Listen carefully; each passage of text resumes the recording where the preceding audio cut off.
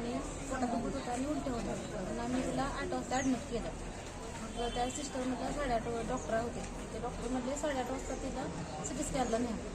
तोपर्यंत तिला इंजेक्शन त्या सळ्यांमध्ये दिलं. तिला शांत झाली. तिचं पोट दुखायचं राहिलं, उलटी पण तिची झाली नाही, काहीच नाही.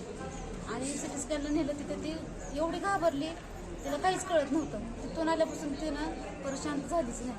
आणि पुन्हा मॅडमने गोळी दिली. ती गोळी दिल्यावर परत पोट दुखायचं राहिलं, तिचं उलटी पण राहिली. आणि परत थोड्या वेळाने परत अजून तिला पोटदुखीचा त्रास व्हायला. मग परत त्यांनी दुसरी अर्धी गोळी दिली खायला. ती दिली. परत 1 तास झोपली शांत. परत 1 वाजल्यापासून परत तिला शांत व्हायचं नाही. तिला परत जास्त केलं, जास्त झालं. डॉक्टर होते का तिथं? जे डॉक्टर ड्युटीला होते ते डॉक्टर होते का तिथं? मग सगळ्या ह्या गोष्टी सिस्टरनेच केल्यात, इंजेक्शन वगैरे किंवा गोळ्या वगैरे त्यांच्या मागे? शिकाऊ डॉक्टर. त्या मॅडम काय मागणी आहे आपली? एवढंच की आम्हाला न्याय मिळावा आणि बाकीच्या अजून प्रकार असे घडू नये एवढं वाटतंय. आजकाल पोस्ट डॉक्टर कुठे तुमच्यापाशी यायची काय गरज आहे?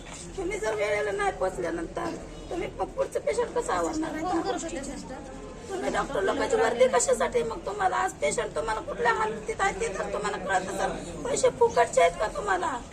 आज माणूस जीवाशी जीव टाळून येतो इथपर्यंत. तुम्हाला गरज कशाची आहे? मग पैशाला कोणी खात नाही. आज माणूस काय म्हणून दवाखाना आहे. आज तुमच्यापर्यंत घरी जर उपचार केले तर इथपर्यंत यायची गरज नाही आम्हाला. असे डॉक्टर लोकांची ट्रीटमेंट कशीच अशी आहे? हा, आज तुम्हाला वर्दी कशाची आहे? डॉक्टरची आहे ना. सरकार तुम्हाला फुकट झाडू मारायची पदवी देत नाही. आज पेशंट नीट व्हावा म्हणून देत आहे ह्या गोष्टीला. तुम्ही तात्पर्य काहीच करत नाही त्या डॉक्टरला.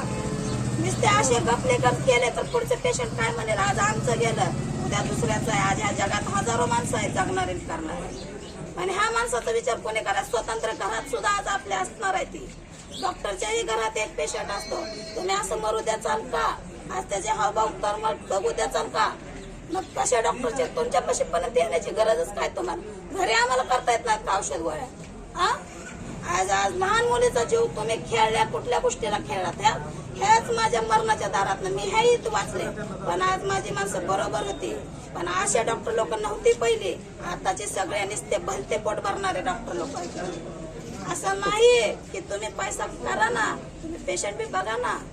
तुमचं तुम्हाला सांगा ना, जे कळतंय ते तुम्ही बघा. की हर गोष्टी मागणी काय आहे तुमची?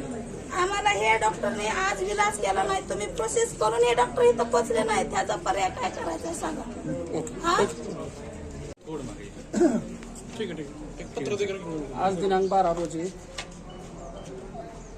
जे काय ह्या महिन्यामध्ये तिसरी घटना घडलेली आहे. आज लहान मुलीचं डॉक्टरच्या हलगर्जीपणामुळं मृत्यू झालेला आहे.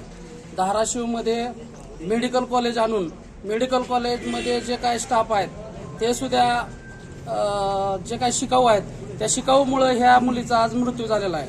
आणि मृत्यू झाल्यामुळं जे काय डॉक्टर आहेत, जे डॉक्टरांनी जे हलगर्जीपणा करून घरी झोपून घरनं स्टेटमेंट देऊन ह्या गोष्टी अशा होत नाहीत. पूर्णपणे आज आपल्या धाराशिवचं मेडिकल आणि दवाखाना अपयशी ठरलेला आहे. आणि त्या अपयशीचं कारण म्हणजे इथले आमदार आणि खासदाराची गोष्ट आहे. शासनावर आम्ही कुठला दोष देत नाही. जेणेकरून आज आपल्या मेडिकल कॉलेजला एवढे दिवस होऊन सुद्धा डॉक्टर इथं उपलब्ध होत नाहीत. त्या उपलब्धीमुळे आज पेशंट दगावलेला आहे. तर ह्याचा जाहीर निषेध आम्ही करतो. पूर्ण ज्या काय गोष्टी घडतात ती निष्काळजीपणाच्या आहेत. आणि निष्काळजीपणामुळं इथं कुठलीही सोयसुविधा येऊ शकत नाही. त्याच्यामुळं आमची कारवाई एवढीच राहील की डॉक्टरावर सस्पेंड किंवा त्यांच्यावर कारवाई करून त्यांना त्या मुलीच्या आईला न्याय मिळवून द्यावा ही आमची फक्त नम्र विनंती राहील. एकच डॉक्टर अनेक वर्षापासून एका ठिकाणी असल्यामुळे काही प्रकार घडतो. हलगर्जीपणा होतो ना. एक डॉक्टर इथं एकच डॉक्टर आहे तिथं, बाकीचा कुठल्याच येऊ देत नाहीत. त्यांनी त्यांच्या राजकीय पोळ्या भाजून घेऊन ती डॉक्टरकीची इथं फक्त ठाण मानून आहेत. त्यांना कुणी हलवू शकत नाहीत. कोण म्हणतंय माझा आमदार पाहुणा आहे, कोण म्हणतंय माझा खासदार पाहुणा आहे. त्याच्यामुळे एकच डॉक्टर इथं सगळं दवाखाना हाकल्यासारखं हाकतंय ती डॉक्टर. त्याच्यावर बी शासनानं दखल घेऊन त्याची इथून हाकलपट्टी करण्यात यावी. आपल्याकडे काही प्राथमिक माहिती आहे? एक अर्ध्या तासाआधी असा निरोप आला वार्डामधून मेडिकल ऑफिसरचा की अशा पौर्णिमा गायकवाड नावाच्या एका मुलीचा मृत्यू झाला आणि त्यासाठी न्याय मागण्यासाठी आपण सर्वजण आलात असा निरोप आला होता. त्यामुळे मी तात्काळ संबंधित डॉक्टर आणि कर्मचारी यांना बोलावून घेतलं. त्यासोबतच आज आता पेपर्सचं अवलोकन करत आहे आणि तात्काळ या मृत्यूविषयी एक समिती गठन करत आहे.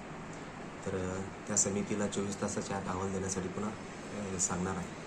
या समितीच्या अहवालानंतर आपण दोषींवर योग्य ती कारवाई करणार आहोत आणि नातेवाईकांना किंवा मैत्रिकांना न्याय मिळण्याचा प्रयत्न करणार.